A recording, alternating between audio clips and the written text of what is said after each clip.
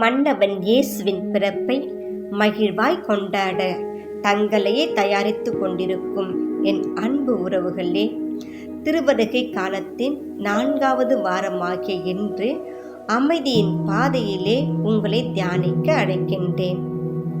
அமைதி தேடி அலையும் நெஞ்சமே, அனைத்தும் இங்கு அவரில் தஞ்சமே. நிலையான சொந்தம், நீங்காத பந்தம், அவரின்றி வேறில்லை. போற்றுவேன் என் தேவனை, பரிசாற்றுவேன் என் நாதனை என்னாலுமே என் வாழ்விலே. ஆம், உலகில் உள்ள ஒவ்வொருவரும் அமைதி என்ற ஒன்றை தேடி செல்கின்றனர். அந்த அமைதியை தருபவர் இறைவன் மட்டுமே என்பதை அறிந்து கொண்டவர்கள் வாழ்வில் புதிய ஆன்மீகம் பெறுகின்றனர். மத்தேயு 5:9 அமைதியை ஏற்படுத்துவோர் பேறு பெற்றோர், ஏனெனில் அவர்கள் கடவுளின் மக்கள் என அழைக்கப்படுவர் என்று தெளிவாக கூறுகிறது.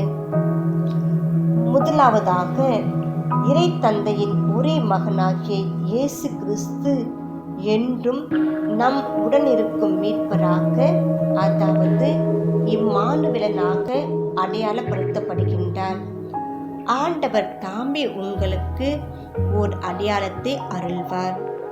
இதோ, கருவுற்றிருக்கும் அந்த இளம்பெண் ஒரு ஆண்மகவை பெற்றெடுப்பார்.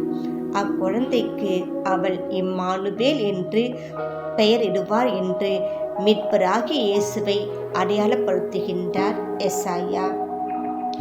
இயேசுவின் பிறப்பு செய்தி இடையர்களுக்கு அமைதியின் செய்தியாக வழங்கப்படுகின்றது. தூக்கத்தில் வருவதல்ல கனவு, உங்களை தூங்கவிட செய்யாமல் இருப்பதுதான் கனவு என்பார் அப்துல் கலாம்.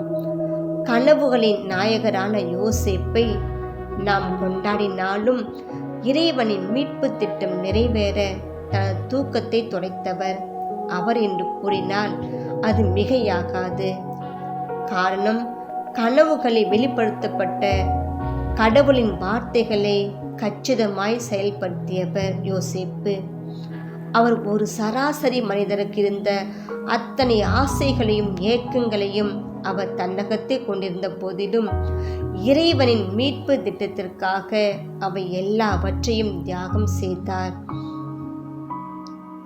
யோசேப்பு தன்னையும் கரைப்படுத்திக் கொள்ளாமல் கருவில் இயேசுவை சுமந்தவளாய் கலக்கமுற்ற நிலையில் இருந்த அன்னை மரியாவையும் கரைப்படுத்தி விடாமல் யோசேப்பு தூக்கத்திலிருந்து விழித்தெழுந்து ஆண்டவரின் தூதர் தமக்கு பணித்தவாறே தம் மனைவியை ஏற்றுக்கொண்டார் என்ற இறை வார்த்தைகள் அவர் ஒரு நேர்மையாளர் என்பதற்கு சான்று பகர்கின்றன.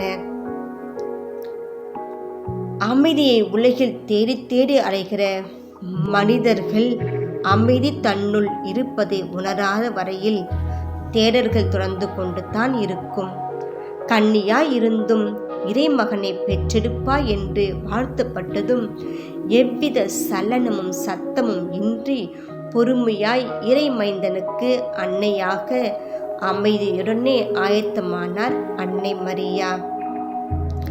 இனிய உளவாக இன்னாத குரல் கனி இருப்ப காய்க்க வந்தற்று என்கிறார் வள்ளுவர். பழங்கள் இருக்கையில் காய் உண்போமா? அதுபோல இனிய வார்த்தைகள் இருக்க தேவையற்ற வார்த்தைகளை கூறக்கூடாது என்பது இதன் பொருள். எனவே அமைதி தரும் சொற்களை பயன்படுத்துவோம். பிறருக்கு நம்பிக்கை தரும் அடையாளமாக அமையாத நமது வாழ்க்கை எப்போதும் அர்த்தம் இழந்து போகும் என்பதை உணர்வோம். நமக்காக, நம்மோடு அவர் என்பதே அவரின் வாக்குறுதி. நம்மோடு வாழ இயேசு பிறக்கப் போகின்றார். நற்செய்தியிலே ஆண்டவரின் தூதர், இதோ கன்னி கருவுற்று ஒரு ஆண் மகனை பெற்றெடுப்பார், அக்குழந்தைக்கு இம்மானுவேல் என பெயரிடுவீர், மத்தேயு 1:28 என கூறுகின்றார்.